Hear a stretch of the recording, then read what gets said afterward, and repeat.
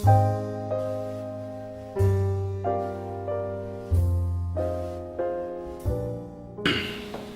guys, today I want to talk about why men cheat and why women cheat. Well, let's get started here. The first step, people cheat in general because of selfish ways and they just think that they can get away with it. But let's get into it. First step, why men cheat, okay?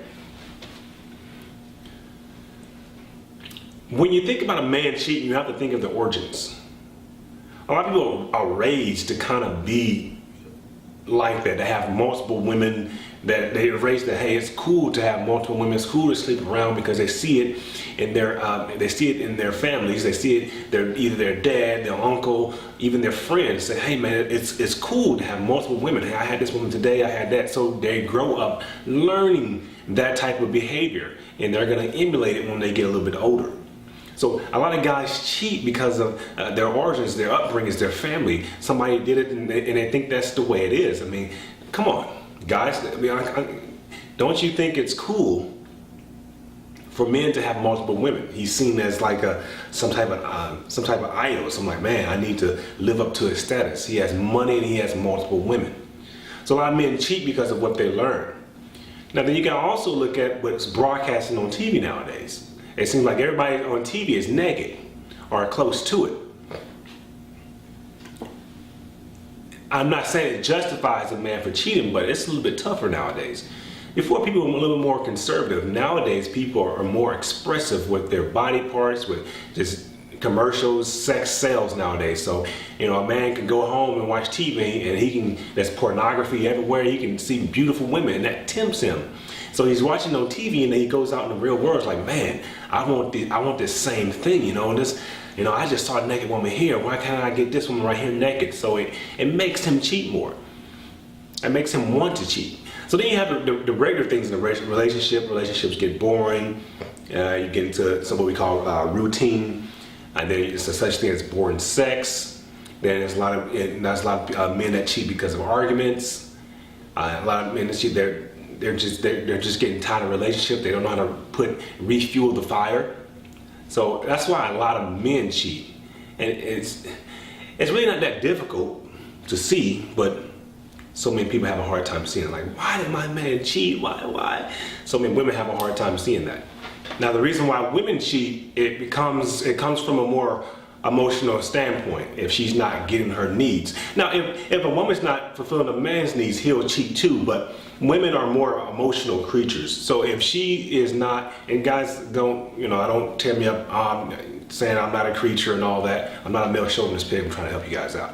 All right, so women come more from their emotions. So if a man's not fulfilling her needs, whether it be sex, whether it be showing her attention, she's gonna find it from elsewhere. So women, there's a lot of women that cheat out of sexual ways and cheat because of lust and all that, but for the most part, women cheat because the man's not really doing what he's supposed to be doing. Whether he knows it or whether he doesn't know it. Sometimes you have the very sensitive guy who's not really acting like a man, and it doesn't justify the woman for cheating, but it damn sure encourages her.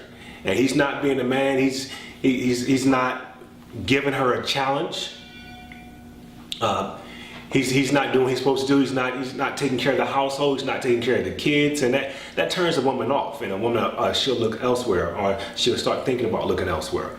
So there's a lot of situations where women just cheat, and the man is doing everything. And there's situations in the same vice versa with men. Women are they're doing everything, and the man just starts to cheat.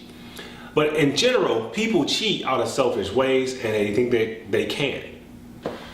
So how do you cheat-proof your relationship or marriage? Well, it's a difficult answer, but you have fun. All right? I know sometimes new is better than good. You can relate that to sex, or you can relate that to different aspects of your relationship. Sometimes having something new is better than having something good.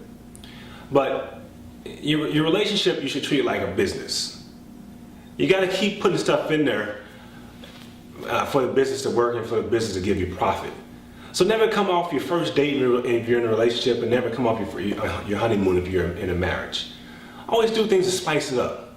All right, whether it's in the bedroom, whether it's just taking trips and all that, always do things to spice it up. Your relationship and your marriage should never have a dull moment. All right, never get into a system of routine. That's when things start to get boring, and then you start thinking elsewhere. You start looking at TV like, hey, they're having fun in this relationship. Why can my relationship start doing? You start questioning your relationship. So if you're in a relationship and you're in a marriage that's going down, that's a little bit on the boring side, do something to spice it up. Stop getting in this cycle. Do something. Take a different route to spice it up, to do different things. Go on vacation, say, hey baby, I'm gonna surprise you. Let's go here, let's go there. Let's spice it up. Let's start throwing logs back and re-sparking or reflaming the fire. All right, because it's like a business. You gotta put add-ons in there to sustain profit or to increase profit, because things fall over time. Things don't never just stay. The average infatuation stage in a relationship or a marriage is maybe a year or two, but then things start to get routine, and this is what we have to look forward to for the next 30 years. No, do things different. Go to new restaurants. Go to plays. Go to theme parks. Try two times a week date nights. Just try to do new things. Try new sex positions. Keep it spiced up. And then you won't want to look. Then he doesn't want to look, and then she doesn't want to look, and that's basically what it is. And I know that's basically what's it. But I know there's a lot of exceptions. Some people still cheat, but these are kind of the basis for keeping a relationship cheat-proof or a marriage affair-proof. But you guys have a good day out there. Thank you for listening.